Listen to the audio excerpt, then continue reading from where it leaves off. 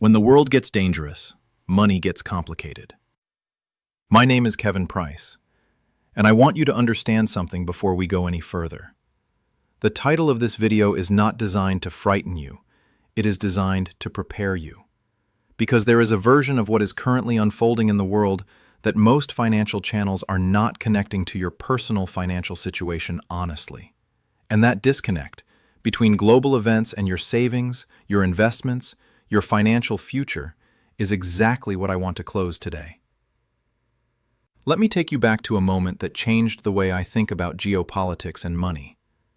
Early in my investing journey, I made the same mistake that the vast majority of retail investors make. I kept my financial thinking completely separate from what was happening in the world around me. Wars, conflicts, political instability, those felt like news events, background noise. Things that happened to other people in other places and had little direct bearing on the numbers in my portfolio. And then one morning I woke up to find that a conflict that had been building quietly on the other side of the world had overnight sent energy prices surging, rattled the bond market, and triggered a rapid move in the dollar that nobody in my circle had seen coming. My portfolio was not catastrophically damaged, but I remember very clearly the feeling of sitting there realizing that I had been managing my finances in a bubble. A comfortable, familiar bubble that the real world had just quietly punctured. That morning I made a commitment to myself. I would never again separate my understanding of global events from my financial decision-making. Because the truth, which I now understand deeply, is that they were never separate to begin with. They just felt that way when things were calm. And right now, things are not calm. The world is navigating a level of geopolitical tension that has not been seen in decades. Active conflicts, shifting alliances, energy supply disruptions, and a fracturing of the international financial order that was built after the Second World War and has been the foundation of dollar dominance ever since. These are not abstract concerns for foreign policy analysts. These are direct, structural threats to two of the most important financial instruments that the global economy depends on: bonds and the dollar. And I chose those two specifically because of what they represent. The bond market is the largest financial market in the world. It is the market through which governments borrow money, through which interest rates are ultimately set, and through which the cost of everything from mortgages to business loans to government spending is determined. When the bond market is stable, the financial system breathes easily. When it is under stress, everything connected to it feels the pressure. The dollar, as I have discussed in previous videos, is the world's reserve currency, the anchor of global trade, commodity pricing, and international debt. Its stability is not just an American concern, it is a global one. And the conditions that a serious war crisis creates, specifically the combination of surging government spending, supply chain disruption, energy price shocks, and a potential realignment of international financial relationships, are precisely the conditions under which both bonds and the dollar face their most serious tests. Now, I want to be careful here about how I frame what I am saying. I am not predicting a specific outcome.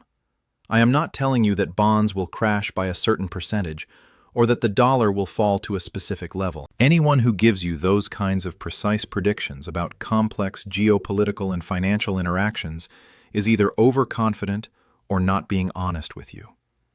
What I am doing is something more valuable than prediction. I am giving you a framework for understanding the risk, for seeing the mechanism by which war and financial instability interact, and for thinking clearly about what that means for the money you have worked hard to accumulate. Because here is the reality. Most ordinary investors have significant exposure to both bonds and dollar-denominated assets without fully realizing it. Their retirement accounts, their savings, their insurance products, their pension funds, all of these are deeply intertwined with the stability of the bond market and the purchasing power of the dollar. And in a world where war crisis is no longer a distant abstraction, but an active, escalating reality, understanding that exposure is not optional. It is urgent. Over the course of this video, we are going to cover the specific mechanisms by which war and geopolitical crisis affect bonds and the dollar. We are going to look at what history tells us about how these dynamics have played out in past conflicts, and what the outcomes were for ordinary investors who were and were not prepared. We are going to examine the current global situation with clear eyes and without political bias, focusing purely on the financial implications. We are going to build a practical framework for how to think about your own exposure and what adjustments might be appropriate. And we are going to close with a warning that I believe every serious investor needs to hear right now. This is going to be a thorough, honest, and I hope genuinely useful conversation. One that treats you as an intelligent adult who is capable of handling difficult information and making informed decisions with it. Stay with me, because the next part is where we start to pull back the curtain on exactly how war reshapes financial markets and why the conventional wisdom about safe assets may be far less reliable than most people believe. Shocking. War crisis could crash bonds and dollar. Part 2 of 5. How war breaks the financial system from the inside. There is a phrase that serious economists and financial historians use when they talk about the relationship between war and money. They call it the fiscal breaking point. And what it describes is the moment when the cost of a conflict, the spending, the borrowing, the supply disruptions, and the loss of economic productivity exceeds the capacity of the financial system to absorb it without serious structural damage. Most people think of war in human terms first, and that is right. The human cost is always the most important dimension. But today, I want you to think about it in financial terms. Because the financial consequences of prolonged conflict reach into the lives of ordinary people who are nowhere near a battlefield. They reach into your savings account, your retirement fund, your mortgage rate, and the price of everything you buy. And they do it through very specific, very understandable mechanisms that I want to walk you through clearly. The first mechanism is government spending. When a nation enters a serious conflict, military spending surges almost immediately. Equipment, personnel, logistics, intelligence, reconstruction. The costs are enormous, and they do not wait for budget cycles or fiscal planning.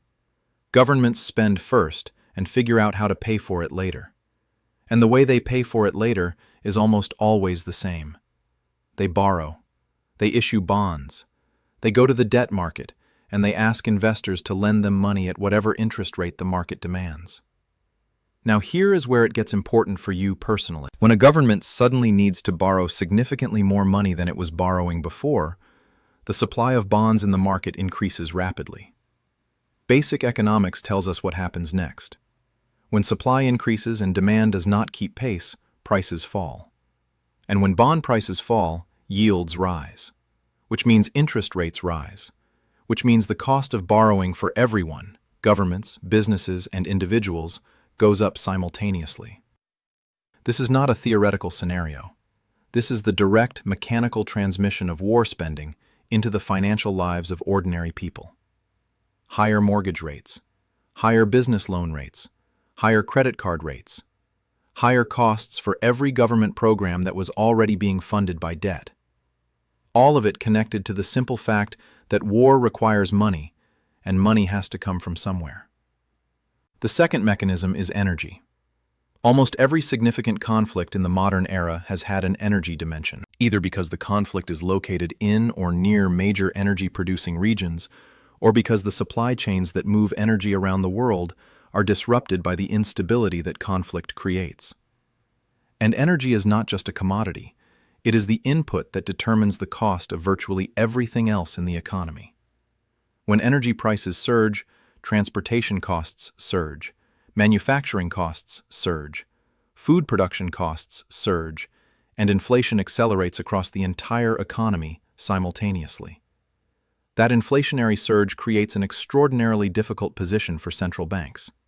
They are faced with an economy that is slowing down because of the uncertainty and disruption of conflict, but also an economy where prices are rising rapidly because of energy shocks. Raise interest rates to fight inflation, and you risk pushing an already stressed economy into recession. Keep rates low to support growth, and you allow inflation to run freely and erode the purchasing power of every dollar in circulation. There is no clean answer, and the history of how central banks have navigated this dilemma is not encouraging for the holders of conventional financial assets. The third mechanism is what I call the confidence transmission, and this one is perhaps the most powerful and the least understood. The dollar's status as the world's reserve currency is not guaranteed by law or by nature. It is maintained by confidence, by the collective belief of governments, institutions, and investors around the world that the dollar is the most stable, most reliable, most universally accepted store of value for international transactions and reserves. War, particularly when it involves major powers or threatens the stability of key regions, puts that confidence under direct pressure. Foreign governments begin to question whether holding large reserves in dollars is as safe as they assumed. International investors reassess the risk profile of dollar-denominated assets. And the behavior that results, a gradual but accelerating diversification away from dollar holdings, puts downward pressure on the currency at exactly the moment when the government issuing that currency needs maximum confidence to fund its war spending through the bond market.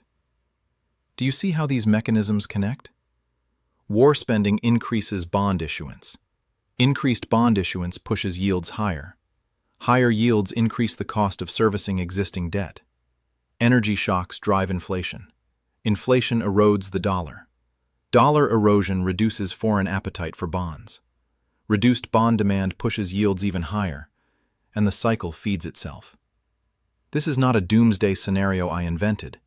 This is a pattern that has appeared in financial history repeatedly. In every major conflict of the 20th century, the nations involved experienced significant financial stress that manifested in currency weakness, bond market volatility, and inflationary pressure. The difference between those historical episodes and today is one critical factor: the scale of existing debt.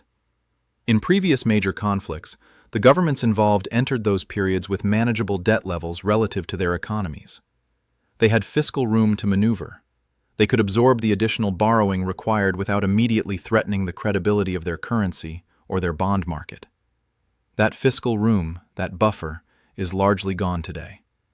The debt levels that exist right now in the major economies of the world mean that the additional financial stress of a serious war crisis lands on a foundation that is already carrying more weight than at almost any previous point in modern financial history. That is what makes this moment different. Not just the existence of conflict, but the collision of that conflict with a financial system that has very little margin for additional stress before the cracks become visible. Now, I want to address something directly because I think it is important. There are people who will hear what I am describing and feel a sense of helplessness, a feeling that these forces are so large and so complex that there is nothing an ordinary investor can do to protect themselves. And I want to push back against that feeling firmly, because it is not true. Throughout history, even in the most severe financial disruptions caused by conflict, there have always been assets and strategies that preserved, and in some cases grew, real wealth. The people who held those assets and employed those strategies did not do so by luck. They did so by understanding the mechanisms I just described, by recognizing the risks early, and by making deliberate, informed decisions before the majority of investors were paying attention. That is exactly what we are going to build in the parts of this video that follow. A clear, practical understanding of what the historical record shows about asset behavior during war-driven financial stress, and a framework for thinking about your own position in light of everything we have covered. The picture I have painted in this part is a serious one. I want you to sit with it. Not with anxiety, but with the kind of focused attention that turns information into action. Because the next part is where history becomes your most powerful teacher. Understood. Every remaining part will be kept strictly under 6 minutes of voiceover pace. Tight, focused, and no repetition. Shocking. War crisis could crash bonds and dollar. Part 3 of 5. What history tells us about war and wealth. History does not repeat exactly, but it rhymes with remarkable consistency.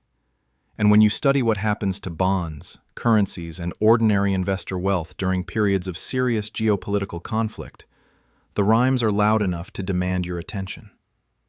Let me take you to a simple but powerful observation.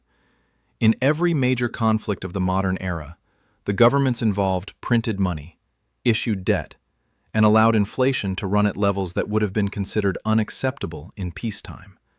Not because they wanted to, but because the alternative, openly defaulting on obligations or cutting spending during a crisis, was politically and practically impossible. Inflation became the hidden tax, the invisible mechanism through which the cost of conflict was distributed across the entire population through the gradual erosion of purchasing power. The investors who understood this pattern did not try to time it perfectly. They simply made sure that a meaningful portion of their wealth was held in assets that inflation could not quietly consume. Hard assets, commodities, things with intrinsic, real-world utility that governments cannot manufacture with a printing press. The investors who did not understand it held cash and bonds with confidence, watched the nominal values stay relatively stable, and only realized years later that the real purchasing power of everything they had saved had been substantially reduced. They did not lose in a dramatic crash. They lost in a slow, quiet bleed that felt like stability until it was too late to respond. There is another historical pattern worth understanding clearly. During periods of geopolitical tension, the dollar has not always behaved as a safe haven the way conventional wisdom suggests.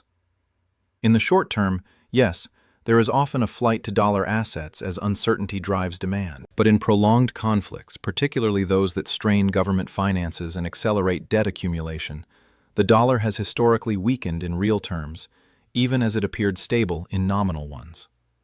The distinction between nominal stability and real stability is one of the most important and most overlooked concepts in personal finance. A currency can hold its exchange rate against other currencies while still losing significant purchasing power domestically through inflation. And that domestic purchasing power loss is what matters most to an ordinary person managing a household and a retirement plan. The final historical lesson I want to leave you with is this. The investors who navigated war-driven financial transitions most successfully were not the most sophisticated. They were the most disciplined. They had made decisions about their financial positioning before the crisis fully materialized. They were not reacting. They were already prepared. And that preparation gave them something priceless.